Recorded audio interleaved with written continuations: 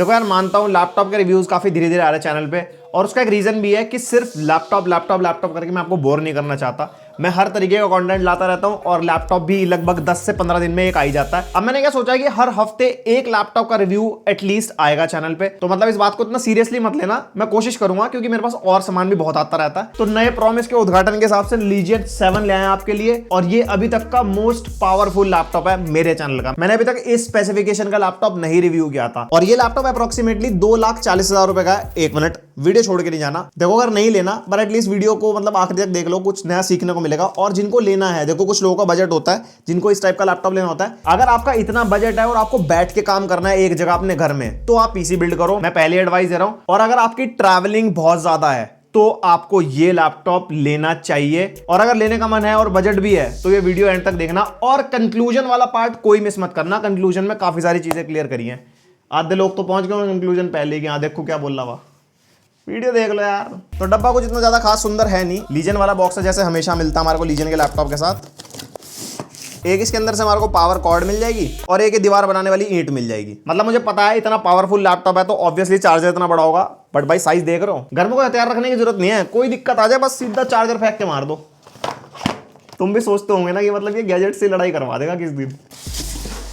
और उसके बाद काफी सेफ्टी वाली पैकिंग में हमारा लीजन का बॉक्स निकल जाता है एक और, क्योंकि इतना महंगा लैपटॉप है, ऑब्वियस सी बात है थोड़ी प्रोटेक्शन, थोड़ी क्या बहुत ज्यादा प्रोटेक्शन चाहिए। और इस बॉक्स में से हमारा लैपटॉप निकल जाएगा इसके अंदर से। इसको भी साइड रख देते हैं। और क्या है इसके अंदर, स्टाइलिश, सैवेज एंड लीजन। मतलब लैपटॉप ऐसे दिखा रहे हो तो कोई हीरो आ रहा हो निकल के। वैसे लैपटॉप कम्युनिटी में हीरो ही हुआ इस टाइम पे। और इसके अंदर हमारे को थोड़ी बहुत पुस्तकें मिल जाएंगी जो हम कभी नहीं पढ़ते। इसको रखते साइड पे, काले पर्दे में रहने दो, पर्दा हटा दिया भाई साहब। तो ये निकल गया हमारा लैपटॉप। लीजन से आप काफी ज्यादा वाकिफ हो, 2020 वाला, 2021 में लीजन 5 प्रो किया है। और लीजन 7 के अंदर बीच में लोगो नहीं है, इसमें साइड में लीजन लिखा है यहाँ पे, और ये लाइट जलती है इसके अंदर। वो भी भारी सुंदरता आपको बाद में दिखाएंगे। अभी आपको स्पेसिफिकेशन बताता हूँ। Ryzen 9 5900HX प्रोसेसर आपको इसके अंदर मिलेगा, 8 कोर 16 थ्रेड्स वाला। RTX 3080 आपको इसके अंदर मिलता है, 16 GB VRAM, मतलब 16 GB का ग्राफिक कार्ड है, और 165 वॉट की TGP आपको उसकी मिलती है। तो अभी तक का most powerful GPU in a laptop. इससे ऊपर कुछ नहीं है। ये जो स्पेसिफिकेशन है ये फ्लैगशिप स्पेसिफिकेशन है, तो मतलब समझ रहे हो ना, एकदम फुल प्रीमियम बाजी। 32 GB आपको रैम मिलती है इसके अंदर, 3200 मेगाहर्ट्ज क्लॉक स्पीड वाली। 1 TB की SSD आपको इसके अंदर मिल जाएगी, और Wi-Fi 6 एंड ब्लूटूथ वर्जन 5.1। तो स्पेसिफिकेशन के मामले में कहीं से कहीं तक भी कोई कमी नहीं है, सब कुछ एकदम पूरा पूरा है, एकदम मतलब टॉप नॉच। तो जरा लैपटॉप की सुंदरता को निहार लिया जाए। टॉप से आपको एक सिंपल सिल्वर फिनिश में लैपटॉप मिलता है, एकदम प्लेन लुक है, जो मुझे पर्सनली बहुत पसंद आती है। और यहाँ पे साइड में एक लिनोवो की ब्रांडिंग दी है, और यहाँ पे साइड में लीजन की ब्रांडिंग दी है। और ये जो लीजन का लोगो है ये लाइट अप हो जाता है। इसके अंदर अलग अलग RGB इफेक्ट्स आते हैं, और वो RGB इफेक्ट्स आप कस्टमाइज भी कर सकते हो, वो मैं आपको आगे दिखाऊंगा। 2.5 kg इसका वेट है। ऑब्वियस सी बात है वन हैंड से लिड ओपन हो जाएगी, क्योंकि नीचे वाला हिस्सा बहुत ज्यादा भारी है। इंटीरियर आपको सारा का सारा इसमें प्लास्टिक का मिलेगा, और इंटीरियर भी आप देख सकते हो काफी बढ़िया, एकदम प्रीमियम वाली फील दे रहा है। और बैक से भी आपको एल्यूमिनियम बिल्ड में मिलता है, और यहाँ पे पीछे एयर वेंट दिया है काफी बड़ा, और जो फैंस है इसके पीछे उसके ऊपर भी लीजन का लोगो बना हुआ है, जो कि बहुत बढ़िया एकदम कूल सी फीलिंग दे रहा है। और नीचे आपको 2 स्पीकर ग्रिल्स मिल जाएंगी, और यहाँ पे 4 रबर ग्रिप्स दी है, और ऊपर वाली रबर ग्रिप के ऊपर भी लीजन लिखा हुआ है यहाँ पे। तो मतलब लीजन तो हर जगह छाप रखा है, मतलब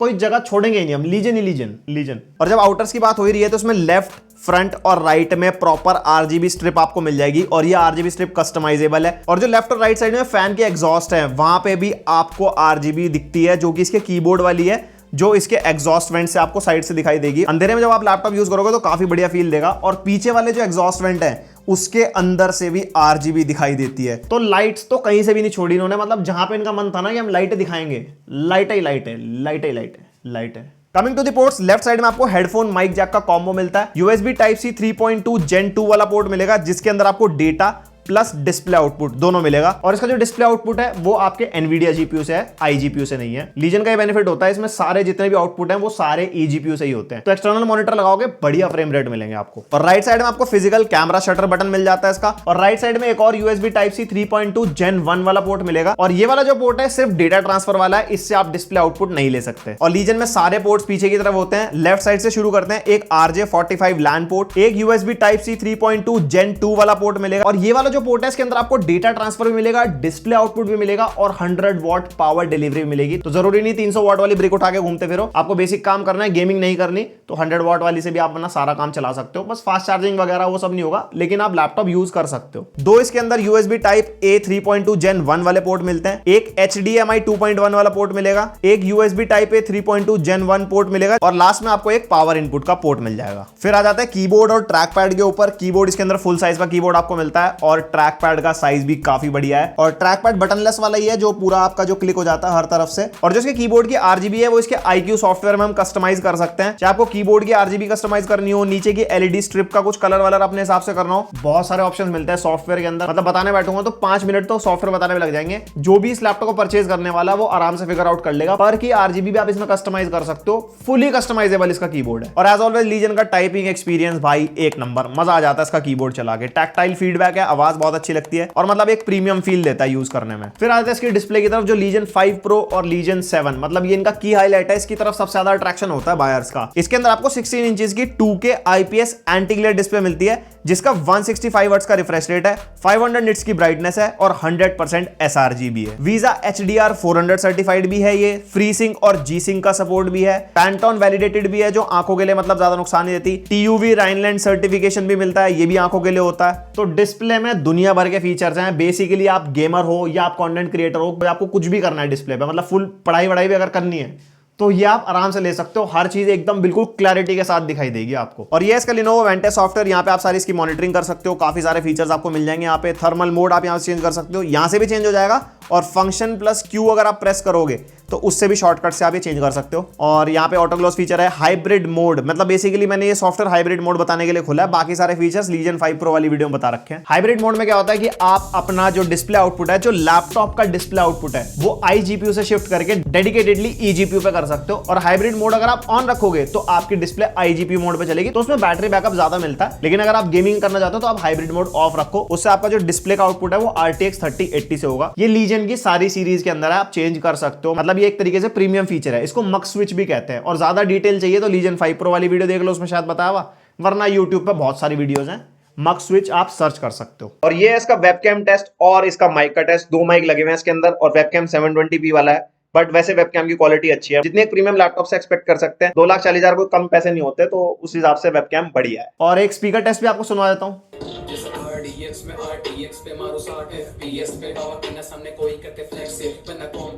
तो स्पीकर भाई बहुत जबरदस्त है, हारमन की तरफ से इसमें ऑडियो है, डाउन फायरिंग स्पीकर आपको मिलते हैं इसके अंदर और आवाज बढ़िया तरीके से लाउड है, आपने डेसिबल से पहचान लिया होगा।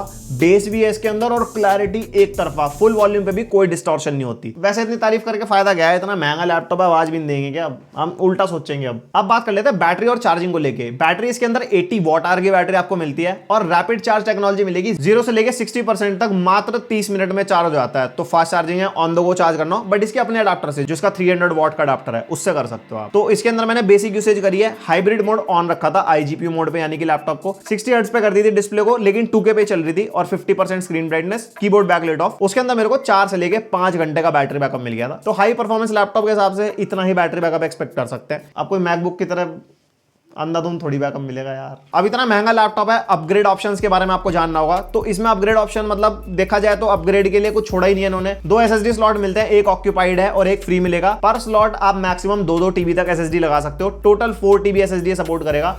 और बात आती है रैम को लेके तो 32 GB तक मैक्सिमम हो सकता है और 32 ही आपको मिलेगी इस मॉडल में। ये मेरे को एक छोटा सा ड्रॉबैक सा लगा, क्योंकि इतना महंगा लैपटॉप है, एटलीस्ट 64 GB तक सपोर्ट करना चाहिए था। और इसके अंदर एक आर्टिफिशियल इंटेलिजेंस इंजन दे रखा है गेमिंग के लिए, जिसके अंदर 16 AAA टाइटल सपोर्ट करता है। और टाइटल्स वो आप ऑनलाइन सर्च कर सकते हो कौन कौन सपोर्ट करता है। उसमें क्या है कि लैपटॉप की परफॉर्मेंस को ऑटो ट्यून कर देता है और 5 to 16% का परफॉर्मेंस बूस्ट आपको मिलेगा नॉर्मल परफॉर्मेंस से। तो वो भी एक आपको बेनिफिट मिलेगा गेमिंग में इस लैपटॉप के अंदर। और इसका जो कूलिंग सिस्टम इन्होंने यूज किया है वो लीजन कोल्ड फ्रंट 3.0 यूज किया है और कोई डुअल बॉन्ड टेक्नोलॉजी भी यूज की है। उसमें क्या है कि किस गेम में कैसी पावर चाहिए उसके अकॉर्डिंग CPU और GPU की पावर ड्रॉ होगी, मतलब जहां पे जरूरत नहीं है वहां पे नहीं होगी, जहां पे है वहां पे होगी। तो वो आपको आगे गेम टेस्ट में पता चली जाएगा। तो ये तो लैपटॉप के ऊपर ऊपर की सारी बातचीत होगी। अब बात कर लेते हैं परफॉर्मेंस को लेके, और परफॉर्मेंस में क्या ही सुनोगे, मैं आपको पहले स्कोर्स बताता हूं। सिनेबेज R23 टेस्ट में मल्टी कोर स्कोर 13,579 और single core 1434। Geekbench 5 CPU score में मल्टी कोर 8387 और सिंगल कोर 1484। तो तुम में से जो लोग रिसर्च करते हैं तो हमें पता होगा कि Ryzen 7 से मिलते जुलते स्कोर है। तो Ryzen 7 से अगर हम कंपेयर करते हैं ना Ryzen 9 को इक्वली, तो 8 to 15% का बूस्ट मिलेगा ओवरऑल परफॉर्मेंस में। तो आप देख लेना, आपको सच में जरूरत है Ryzen 9 की, वरना आप Ryzen 7 के लिए भी जा सकते हो, कोई ऐसी दिक्कत वाली बात नहीं। और Ryzen 9 और i9 11th जनरेशन जो है उसमें भी काफी लोगों ने सवाल पूछा था इंस्टाग्राम पे, तो उसके लिए मैं बता दूं तो इनमें परफॉर्मेंस में कोई डिफरेंस नहीं है। Ryzen 9 ले लो या i9 ले लो, सेम परफॉर्मेंस मिलेगी। बस हाँ, इंटेल थोड़ा ज्यादा ही गर्म हो जाता है और उसके बाद फिर वो थ्रॉटल करने लगता है। इंटेल का बस एक यही ड्रॉबैक है, और ये छोटा मोटा नहीं है,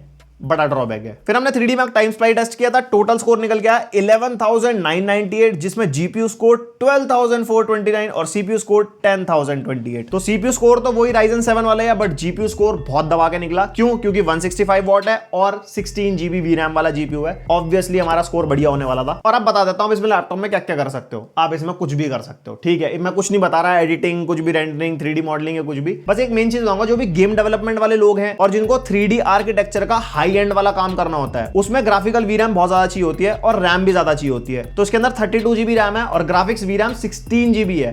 तो उन लोगों के लिए डेडिकेटेड लिया है। अगर उनको ट्रैवल करना है, इधर उधर जाते रहते हैं, मतलब कुछ एक जगह बैठ के स्टेबल काम नहीं है, वो पीसी बिल्ड ना करके इसके लिए जा सकते हैं, कोई दिक्कत वाली बात नहीं है। अब कर लेते हैं गेम टेस्ट और उसके बाद कर लेते हैं फाइनल कंक्लूजन की बात। तो पहला गेम हमने टेस्ट किया कॉल ऑफ ड्यूटी वॉरजोन, और हाईएस्ट सेटिंग, जितनी भी हाईएस्ट पॉसिबल सेटिंग थी मैंने सारा कुछ एनेबल कर दिया था, सब कुछ हाई कर दिया था। और इसके अंदर हमारे को भाई जबरदस्त परफॉर्मेंस, अबव 100 FPS हमारे को मिल रहे थे। 100, 120, 130, समटाइम्स इवन 150 ऑल्सो। और जो ओवरऑल परफॉर्मेंस निकल के आ रही थी वो भाई बहुत बढ़िया, क्योंकि 165 हर्ट्ज का इसका डिस्प्ले है, उसके ऊपर खेलने में भाई जो फील आ रही थी ना, वो बहुत ही जबरदस्त। और आप ना ग्राफिक्स यूसेज देख सकते हो, ऊपर 7.5 GB के अराउंड हो रही है। तो ऐसे मैंने सारे गेम्स के अंदर ग्राफिक्स यूसेज रखी है कि एक्चुअल हमारे को 16 GB का कुछ काम है या नहीं, तो वो हमारे को आगे जाके पता चल जाएगा। और सीपीयू टेम्परेचर्स भाई वो ज्यादा जा रहे थे इसके अंदर, तो मैं कुछ नहीं कह सकता। i9 वाला कोई भी लैपटॉप देख लो या i7 वाला कोई भी लैपटॉप देख लो, सीपीयू टेम्परेचर्स तो ज्यादा जाते ही जाते हैं, क्योंकि इतना पावरफुल प्रोसेसर इतनी जरा सी मशीनरी में अगर फिट करना हो तो ऑब्वियसली बात है थर्मल्स को मैनेज करना थोड़ा मुश्किल हो जाता है। बट मैंने कूलिंग पैड पे भी टेस्ट किया था। कूलिंग पैड लगाने के बाद हमारे टेम्परेचर्स 95, 97 नहीं पहुंच रहे थे, अराउंड 89, 90, 89, 90 के अप्रॉक्स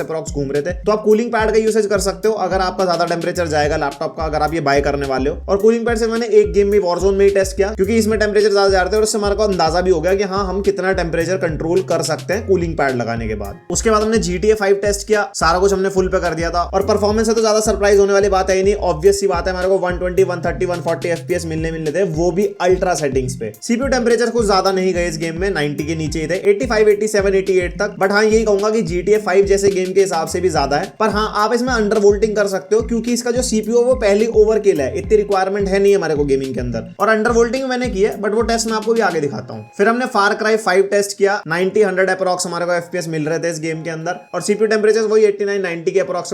और यहाँ पे जो मैक्सिमम जीपीयू यूसेज हो रही है वो 5 GB के अराउंड हो रही है, और ये 16 GB वाला ग्राफिक्स कार्ड है, तो अभी तक तो किसी भी गेम में हुई नहीं है हमारी फुल कंज्यूम। फिर मुझे लगा जब जीपीयू कंजम्पशन नहीं हो रही तो साइबरपंक टेस्ट किया जाए। साइबरपंक को हमने अल्ट्रा रे ट्रेसिंग अल्ट्रा पे टेस्ट किया है, और डीएलएसएस हमने यहाँ पे ऑटो पे रखा था भाई 55 to 60 FPS। और हाँ जितने भी गेम्स टेस्ट हो रहे हैं सारे 2K पे टेस्ट हो रहे हैं, कोई भी गेम मैंने 1080p पे टेस्ट नहीं करा। ऑब्वियसली बात है 3080 वाला लैपटॉप लेंगे तो 2K पे खेलेंगे यार, 1080 पे कौन नहीं खेलेगा। और 2K पे इतनी जबरदस्त परफॉर्मेंस। इसके अंदर हमारा 8 GB के अप्रॉक्स ग्राफिक्स कार्ड यूज हो गया था। और इसके अंदर मेरे को थोड़ी चीज अलग लगी, इसके अंदर हमारे जो सीपीयू की क्लॉक स्पीड है वो एक स्पेसिफिक प्लेस पे जाके बिल्कुल अटक गई, इसलिए सीपीयू टेम्परेचर ज्यादा भी नहीं जा रहे थे। बट लेकिन उससे हमारे को परफॉर्मेंस में कोई ड्रॉबैक नहीं मिला, कोई FPS ड्रॉप नहीं मिले। और ये माइट भी हो सकता है जो इसके अंदर AI इंजन मैंने आपको बताया था, उसमें ये मेंशन था गेम को जैसी पावर चाहिए होती है लैपटॉप उसी हिसाब से ड्रॉ करता है। तो माइट भी साइबरपंक में हमारे को सीपीयू की पावर ज्यादा नहीं चाहिए होगी, जीपीयू की ज्यादा चाहिए होगी, इस वजह से ऐसे कर रहा होगा ये। फिर हमने टेस्ट किया Assassin's Creed Valhalla ultra high settings पे और 2K पे। इसके अंदर हमारे को 60 to 70 FPS मिल रहे थे, और इसके अंदर भी हमारा जो सीपीयू क्लॉक स्पीड है वो 3500 पे जाके लॉक हो गई थी। But overall performance was really good. पर अगर मैं आपको एक चीज बताऊं तो 3070 जैसी परफॉर्मेंस है। 3080 गेमिंग के लिए ये मेरे हिसाब से भाई ओवरकिल है, रिक्वायरमेंट नहीं है हमारे को 3080 यानी कि 16 GB के ग्राफिक्स कार्ड वाली। जैसे मैंने आपको परफॉर्मेंस सेक्शन में बताया था, गेम डेवलपमेंट और 3D मॉडलिंग वगैरह वाले जो लोग हैं जिनको ज्यादा VRAM की जरूरत पड़ती है उनके लिए है। गेमिंग के हिसाब से you can either go for 3070। फिर हमने वैलोरेंट टेस्ट किया हाई सेटिंग्स पे, और वैलोरेंट में तो भाई जबरदस्त परफॉर्मेंस 150-160 FPS मिल रहे थे कांस्टेंट, और CPU टेंपरेचर्स वही 85-86। यहाँ पे ग्राफिक्स यूसेज ज्यादा होनी नहीं थी क्योंकि ये CPU बेस्ड गेम है। ओवरऑल परफॉर्मेंस इज गुड, और 3070 से अगर कंपेयर करते हैं तो लगभग 3070 में भी ऐसी परफॉर्मेंस मिलती है। फिर हमने रेड डेड रिडेम्पशन 2 टेस्ट किया अल्ट्रा सेटिंग्स पे, बिल्कुल मतलब सारा कुछ अल्ट्रा कर दिया था। और हाँ, DLSS मैंने यहाँ पे ऑफ रखा था, मतलब ऑफ रखा गया था, गलती से ऑफ रह गया था, तो मैंने DLSS ऑफ पे ही टेस्ट कर दिया पूरा का पूरा। और DLSS ऑफ पे अल्ट्रा सेटिंग्स पे, मतलब बिल्कुल सब कुछ अल्ट्रा पे, 70 अराउंड FPS, 65 to 70, मतलब बहुत ही ज्यादा, बहुत ही जबरदस्त। और यहाँ पे भी CPU क्लॉक स्पीड 3500 के अप्रॉक्स आ गई थी। तो ये वाला टाइटल भी जो है ये ज्यादा CPU बेस्ड नहीं है, ये GPU बेस्ड है, क्योंकि जो 16 AAA टाइटल्स हैं AI इंजन वाले, उसके अंदर रेड डेड रिडेम्पशन 2 का भी नाम है। मैं लिस्ट बाद में चेक कर रहा था, तो हाँ ये कुछ इस तरीके से ही वर्क करता है लैपटॉप, ताकि टेम्परेचर ज्यादा ना है जो भी है। और यहाँ पे 6 GB तक का ग्राफिक्स कार्ड आपका यूज हो रहा है, तो अभी तक मतलब 10 GB तक भी हमारा ग्राफिक्स कार्ड यूज हो नहीं पाया। तो ऑब्वियस सी बात है 3070 के लिए आप जा सकते हो। गेमिंग अगर आपको करनी है डेडिकेटेडली तो आपके लिए 3070 वाला मॉडल बना है। उसके बाद मैंने अंडर वोल्टिंग टेस्ट की, मैंने 80 डिग्रीज में राइजन कंट्रोल में CPU टेंपरेचर सेट कर दिया था, और अंडर वोल्टिंग करने के बावजूद भी आप देख सकते हो परफॉर्मेंस में कोई लॉस नहीं है। और सॉरी थोड़ा कैमरा का फोकस बिगड़ गया था, बट आपको स्टैट्स सारे दिखाई दे रहे हैं ऑब्वियसली। अगर आपको यहाँ पे गेमिंग करनी है और आपको टेंपरेचर ज्यादा लग रहे थे तो ऑब्वियसली आप कूलिंग पैड का इस्तेमाल भी कर सकते हो, और आप अंडर वोल्टिंग भी कर सकते हो। तो अंडर वोल्टिंग से यहाँ पे कोई परफॉर्मेंस सैक्रिफाइस नहीं हो रही। लेफ्ट साइड वाले FPS देख लो जो नॉन अंडर वोल्टेड वाले हैं, और जो राइट साइड में आप FPS देख रहे हो ये अंडर वोल्ट करने के बाद के हैं। तो इससे आप समझ गए होंगे लैपटॉप का क्या हिसाब किताब है। और हाँ, इंस्टाग्राम पे मैं ऑब्वियसली पोस्ट डालता हूं जब भी मैं कोई बड़ी आइटम रिव्यू करने वाला होता हूं, तो उसके अंदर मेरे को पूछा था कि ये जो 3080 है ये 4K कैपेबल है, तो मैंने उसी अल्ट्रा सेटिंग पे जिसमें मैंने 2K पे टेस्ट किया था, इसके अंदर मैंने 4K पे टेस्ट किया, और 4K पे हमारे को 45 to 50 FPS मिल रहे थे। तो 45 to 50 FPS 4K ultra in red dead redemption 2। तो आप इसके अंदर आराम से हाई सेटिंग्स पे 60+ FPS पे गेम खेल सकते हो, सारे AAA टाइटल्स प्रेजेंट डेट के। तो होपफुली आपको गेम टेस्ट देख के आइडिया हो गया होगा कि कितनी पावरफुल मशीनरी है ये। और अब तुम सोच रहे होंगे कि भैया स्ट्रीमिंग टेस्ट करके नहीं दिखाया, मतलब अगर इस लैपटॉप पे स्ट्रीमिंग टेस्ट का सवाल उठाओगे ना तुम, वो मतलब लैपटॉप की इज्जत पर सवाल उठाने वाली बात होगी। जब ये इतना सारा काम इतना बढ़िया तरीके से करेगा ना, तो स्ट्रीमिंग के बारे में टेंशन ना लो, बहुत तगड़ी स्ट्रीमिंग करा देगा, कोई टेंशन वाली बात नहीं है। तो बात कर लेते हैं कंक्लूजन की, किन लोगों को लैपटॉप लेना चाहिए या किन को नहीं लेना चाहिए, सारी चीजें मैं आपको बताता हूँ। इंस्टाग्राम पे मैंने स्टोरी डाली थी इसमें सवाल पूछने के लिए, पहले सवाल उठा लेते हैं। तो उसमें काफी लोगों ने पूछा ये वाला लैपटॉप वर्सेस स्ट्रिक्स स्कार 15। तो दोनों में से मैं कहूंगा आप लीजन के लिए जाओ, क्योंकि स्ट्रिक्स स्कार के अंदर आपको 130 वॉट वाला 3080 मिलता है, तो कम पावरफुल है और 1080p की डिस्प्ले है। बाकी रिफ्रेश रेट आई थिंक उसमें 300 हर्ट्ज का है, तो ई स्पोर्ट्स के लिए तो आपको बेनिफिट दे देगा, बट ओवरऑल इसमें 2K डिस्प्ले है, और 2K तो भाई एक नंबर। जब 3080 ले रहे हो तो 2K में ही मजे लो, इवन 4K में भी आप काम कर सकते हो, कोई टेंशन वाली बात नहीं है। और legion versus MSI GE76 rider, उसमें भी इंटेल का i9 11 जनरेशन है, और अभी अमन ढींगरा भैया ने उसका रिव्यू बनाया था अपने चैनल पे, तो उसमें साफ पता लग रहा था कहीं कहीं जगह वो थ्रॉटल हो रहा था, टेंपरेचर ज्यादा आते हैं, तो इंटेल में तो भाई थ्रॉटलिंग हो जाती है, राइजन में नहीं होती, आपने गेम टेस्ट में देख लिया होगा। तो वो वाले लैपटॉप में भी बस यही है कि 1080p की डिस्प्ले है और ऊपर से थोड़ी बहुत थ्रॉटलिंग है, बाकी परफॉर्मेंस सेम है, TGP वगैरह दोनों की सेम है, but still I will prefer Legion. और एक मेन सवाल, 3060 वाला लीजन लेना है, 3070 वाला लेना है, 3080 वाला लेना है। तो आपने गेम टेस्ट में देख लिया था कि कितनी GB VRAM हमारे को चाहिए गेमिंग के लिए, 8 GB से ऊपर तो चाहिए ही नहीं। तो 3070 वाला तो भाई आंख बंद करके ले लो, बढ़िया फ्यूचर प्रूफ लैपटॉप हो जाएगा आपके लिए। और 3060 वाला भी कहीं पे कमी नहीं छोड़ेगा, वो वाला भी आप ले सकते हो स्पेसिफिकली फॉर गेमर्स।